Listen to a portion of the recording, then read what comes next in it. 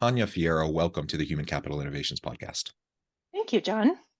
It is a pleasure to be with you today. You're joining us from San Diego. I'm south of Salt Lake City in Utah. And today we're going to be talking about addressing workforce gaps using contingent workers. This is an area of expertise for you, and I'm really excited to learn from you and hear your insights. And I appreciate you taking the time to share your expertise with me and my audience today. As we get started, I wanted to share Tania's bio with everybody. Tania is a human resource manager for Innovative Employee Solutions, IES, a nationwide provider of outsourced payroll and HR administrative services. A seasoned professional in the HR industry, Tania began her career in 1995 as a recruiter with Top Staffing, specializing in professional placements. In 1999, she was promoted to regional operations manager and assumed responsibility for training and auditing the company's 10 staffing locations throughout the Western region. Tania joined the IES team in 2002, where she currently serves as a strategic member of the company's executive team. Her specialties and areas of expertise include staffing management, training and development, employee relations, co-employment, and state and federal legislative compliance. And I could go on with her background and bio, but I'm going to pause there, and I want to hand it over to you, Tania. Anything else you would like to share with me and my audience by way of your background or personal context? And then we'll dive on into the conversation. Oh, no, thank you. That was very nice. Just been very fortunate to have been able to have my HR professional experience support this industry. This industry is a phenomenal industry where it gives all sorts of individuals opportunities for career advancement and work. So just very, very honored to be a part of this industry. Thank you. Yeah. Well said. Me too. This is just a wonderful place to be. People often ask me, why HR? Most kids don't grow up as small children thinking, I want to be an HR professional when I get older. I don't think I've ever heard a single person say that. It's not the exciting, sexy kind of occupation that people dream about when they're younger. Yet, as I got into the field, I'm just so fascinated, endlessly fascinated by the nuances and the complexities and just really the value that a really great strategic HR professional can bring to the executive team to help make really great decisions for the organization and to impact the people within the organization so they can have healthier, more sustainable kind of work lives. So I think that's a very meaningful thing. I love the variety in the HR field, just all the different things you get to dabble in and to do.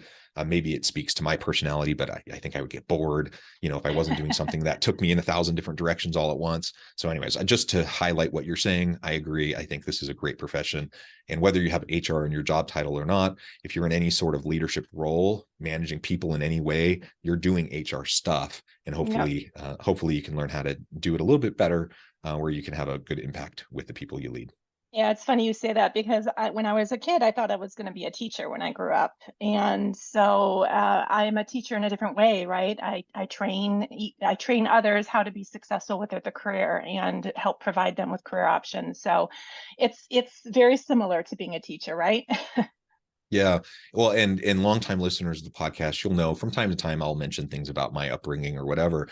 And I'm kind of the oddball in my family. I come from a large family of 8 children, and my parents, as well as most of my siblings, are social workers, counselors, and teachers and educators, right?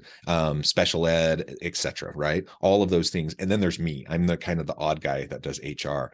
But I often tell them, it's kind of the same skill set. It's just applied in a different setting, right? You're doing a lot of the same types of things. So that's right. Funny. Well, good. Thank you for a little bit of that background. Now let's dive on in and talk about the main topic for today, which is contingent workers and utilizing contingent workers to address workforce gaps. We know in the current economy, this really isn't even new, but we know it's gotten more and more challenging over the last couple of decades, and particularly over the last couple of years. We have skills gaps in the workforce, so any STEM field, but even healthcare, hospitality, like there's all these different fields where we have huge labor shortages, where we have huge skills gaps. It's only exacerbated by baby boomers retiring in mass. I don't know, something like 75 million new baby boomers retiring or eligible to retire yearly. And so how are we dealing with this labor shortage? How are we dealing with these skills gaps? And how can companies navigate this when it's hard to attract and retain good people, especially in the age of people wanting flexibility and remote work options and quiet quitting, et cetera, et cetera. Let's talk a little bit about how you can utilize contingent workers to help companies fill these skills gaps that you might be facing. Yeah, you think about how our industry, right, the staffing industry, the contingent workforce industry started when our organization was founded almost 50 years ago. It was the Girl Friday, right? It was when a secretary was out sick on a Friday, or there was a vacation fill. It was basically only for that purpose. But today's companies are using contingent workers to be much more strategic. They're highly educated and experienced professionals. In fact, I saw a survey, just a recent survey by the BLS, who it stated that 44% of contingent workers have a bachelor's degree, whereas 41% of traditional workers do. And I found that really fascinating. So, different examples of how companies are strategically utilizing the contingent workforce. I've got a few of them that I'd like to share. One is when a company, really quick before we jump into those examples, just to highlight that statistic, what you were sharing about the bachelor's degree, it just illustrates how the nature of contingent work has shifted over time, right? Because it used to be very much the opposite. Like you would have people who were in career, kind of the quote unquote corporate gig, stable career kind of outlook in how they are working, that they would have often more education. Then you had contingent workers that often were kind of on the periphery of the labor market, who would kind of be plugged in, like you said, in these particular niche kind of situations. That is kind of out the window. Like that's not the environment today. And we have highly specialized contingent workers who are part of the gig economy, who have bachelor's degrees, masters, doctorates, who do all sorts of extra work, sometimes in addition to their corporate gig, and they do extra stuff on the side. Anyways, I just wanted to highlight that. Yeah, no, it's a good point. Companies utilize contingent workers for a lot of different reasons, right? One being they want to innovate new products, new services. So you think about the traditional means for gaining knowledge in an organization. There's training the talent, right? You have your traditional workforce. Well, training them could take years, really, especially for some of these more specialized careers.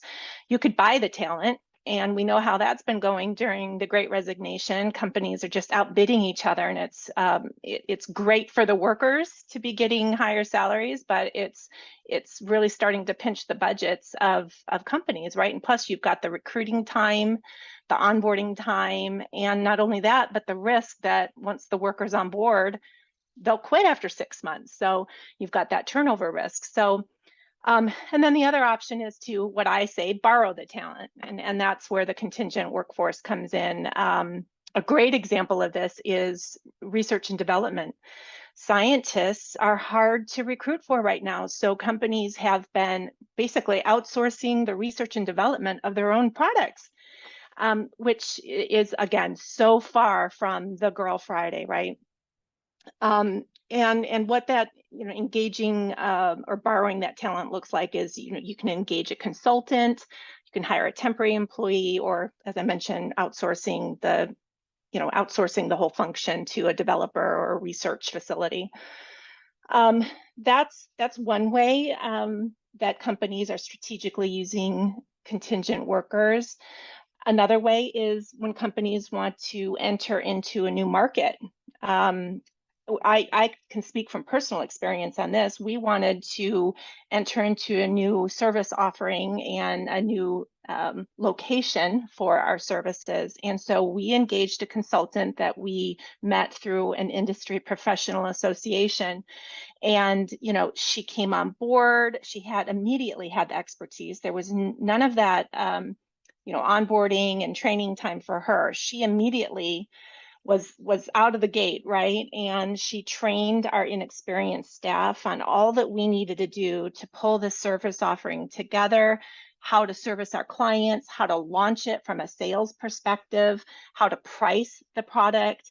And it was just a really great experience, not only for her, but also for us, because internally it was a growth opportunity for us. And then we got to go out and deliver this to our client base.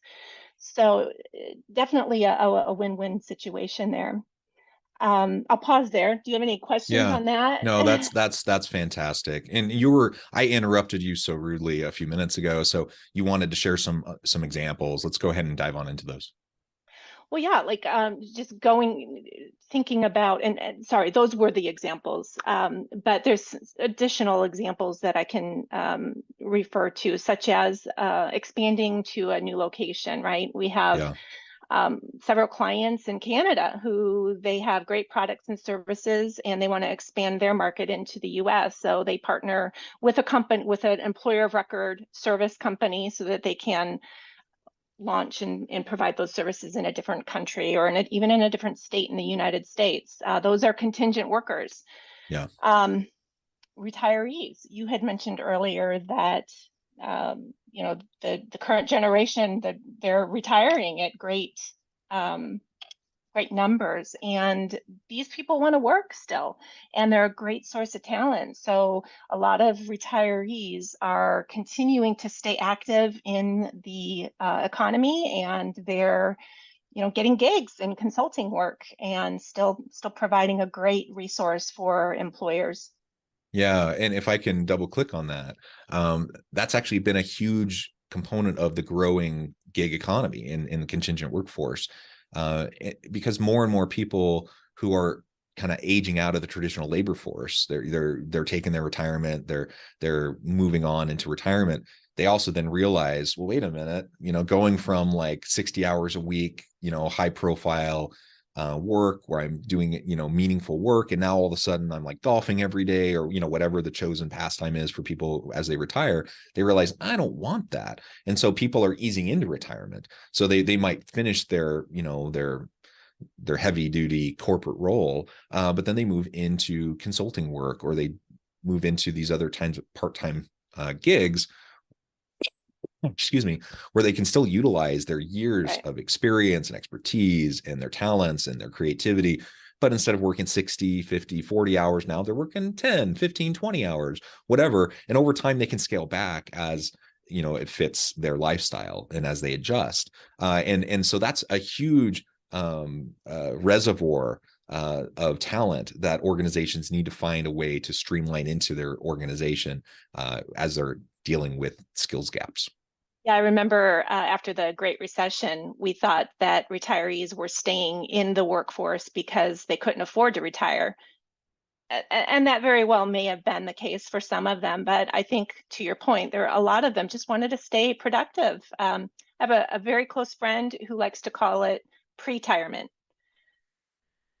So they're pre-tiring. Yeah, yeah, and I mean I'm way off from that. I'm 43. I have a lot of years ahead of me. But I contemplate, what will that look like? And I have friends, and I have some in-laws and siblings, people who dream about early retirement. And I think about it, I'm like, I don't know, like I don't think I would do well retired. So if I'm physically, mentally able, I can see I mean, right now as I sit here today, I could see myself, working into my 70s and beyond, maybe at a reduced rate over time. But I don't see myself, certainly not retiring early. I can't see myself at 65 saying I'm done and I'm just going to do other retiree type of stuff for the rest of my life. I just don't see that. I don't see that in me. And I know there's lots of people that feel the same way. Yeah, so companies who are using the contingent workforce strategically see that, and they're keeping in touch with their retirees and with the contingent workers that have worked for them over the course of the last 20 years. They've figured out a system to continuously communicate with those contingent workers, keep them engaged, and be able to tap into their skills and competencies when they need it. other companies are utilizing the contingent workforce for what you can call silver medalists, right? So you have an open requisition, and the TA department, they find the top candidate for that role. It doesn't mean that the people who interviewed for it and came in second and third aren't great as well. And so organizations who have figured out this strategic way of using contingent workforce are staying in touch with those candidates as well, and utilizing them on a either contingent basis or maybe for their next direct hire position. But they figured this out. They have databases that keep this moving and are communicating to them in a way that is keeping them engaged with that organization. Yeah, and that is a really critical point, whether we're talking just about contingent workers or potential future, people that are contributing in that manner, or like you said, future hires. It actually blows my mind. I mean, I get it. I get why organizations don't do it. But it blows my mind when I see how much talent is left on the table that organizations just don't even engage in any meaningful way. They go through this whole process, they've vetted them, and maybe they're not the one that ends up getting selected at the end of the day, but these are good people with good skills that can add a lot to the organization. Maybe this wasn't the right fit at the right time or whatever, but yeah, you want to be cultivating those relationships, especially in a tight labor market with lots of skills gaps. Man, you don't want to be leaving all of that talent on the table. Make sure that you're fostering those relationships. That's a little bit of a periphery note to this broader conversation we're having right now, but it's a really important one to hone in on. So where do you see things going in 2023? We've talked about the trajectory, more and more contingent workers. Where do you see things going this year and in the coming years? Well, there's a lot of data out there, right? A recent McKinsey survey said that 80% of executives had planned to use more contingent workers after the pandemic than before. So I think that, a lot of executives figured out during the pandemic that having the flexibility of expanding and contracting as the business needed was very helpful. Josh Bersin, he's a great thought leader, HR thought leader that I like to follow. He is saying that organizations are in this really unique position right now where we're planning for expansion and downsizing at the same time. Because I think really we're feeling pretty optimistic right now, and I think a lot of organizations are feeling optimistic. But we've got all this news out there with the technology firms. They're all laying off about 13%. I don't know where this 13% came from, but they're all laying off about 13% of their workforce right now. So those two things, you've got to reconcile them, right? Wall Street Journal and to that point too, this goes back to what we were just talking about. If you get to the point for whatever reason you feel like there need to be layoffs, you lay off a portion of your workforce, presumably these were people that were contributors. You're not just firing people because they aren't good performers. You're laying off people because of other macro issues, right? And so if you're letting these people go, you better be treating them well as they exit.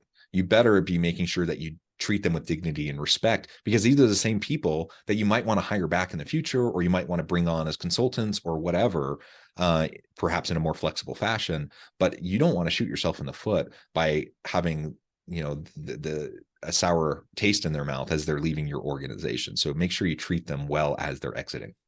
Yeah, no, good point. The thing is, with all of the different data that's out there, what I'm reading is mid-sized companies are feeling optimistic. Larger companies, they've already instituted hiring freezes. But in both of those situations, contingent workers do well. In hiring freezes, organizations still have demands and they still have deadlines that they need to meet. And so who do they turn to? They turn to the contingent workforce to come in and deliver, because they can easily let them go when the project is done.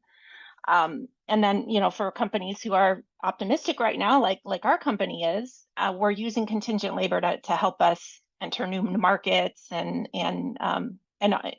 deliver on projects for our clients. So I think the outlook for contingent workers is excellent in 2023 and beyond. Yeah, I agree. I think that trajectory, we see a very clear trend.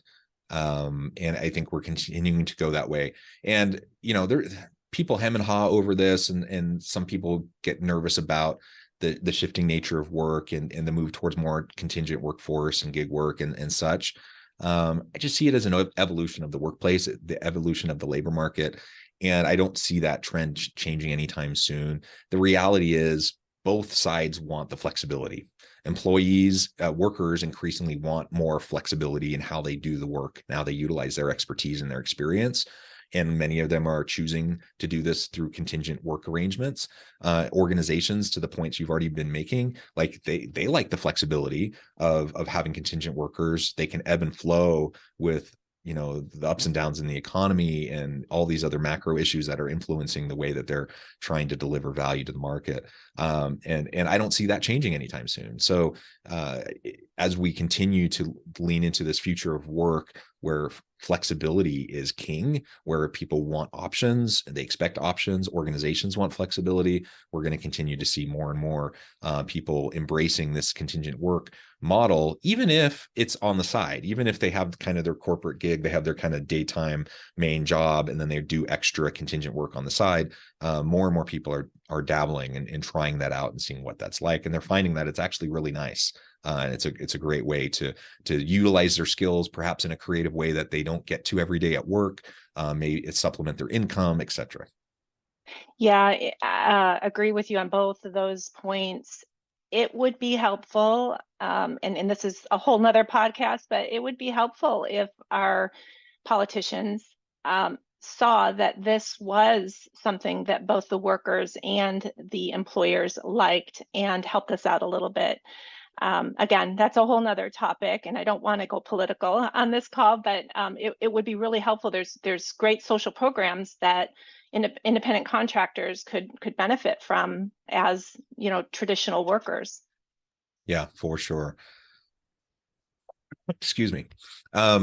Maybe in the last few minutes we have together, I would love to explore how we can get the most out of these contingent workers. I think that's something that a lot of managers and leaders still, even if they are wrapping their head around the value of having contingent workers and filling these skills gaps, and they're utilizing them, but they don't know really how to leverage that. They don't really know how to manage it and get the most out of those workers. Any thoughts or tips on how to go about doing that? Yeah, I think the biggest trend that I'm hearing about right now is, in larger companies, procurement has typically been the manager of a contingent workforce program because it was strictly, when it was tactical, when it was the Girl Friday, it was mostly price that they were concerning themselves with. They weren't concerned with the strategic flexibility that it would give the organization. And so moving away from a procurement led solution to one that either is led by TA or human resources, or at least partnered with talent acquisition and HR, will help an organization look at it more from a strategic workforce planning perspective. That would be my top recommendation. At Dolby, I was just reading an article. They have a management professional there. He's titled the Elastic Talent Manager, which is great because if you hear him talk, he's talking about the elasticity of this contingent workforce, right? So he is the strategic leader for how Dolby is taking advantage of the contingent workforce. The second thing is recruit for contingent talent. Don't just assume that they'll always be there. Recruit for them, to the point that we were talking about earlier. Have a network, have a database of people ready to work for you when the time comes, right?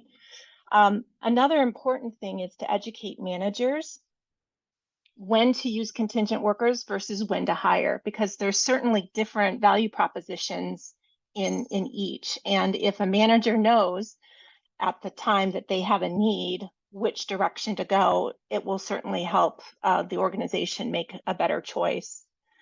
And I think the last thing that I would suggest is to be inclusive of the contingent workers that work for your company, right? Invite them to social gatherings. Listen to their ideas. They have great experience and they can offer so much. Welcome them during the onboarding process. Train them on things that they want to learn, right?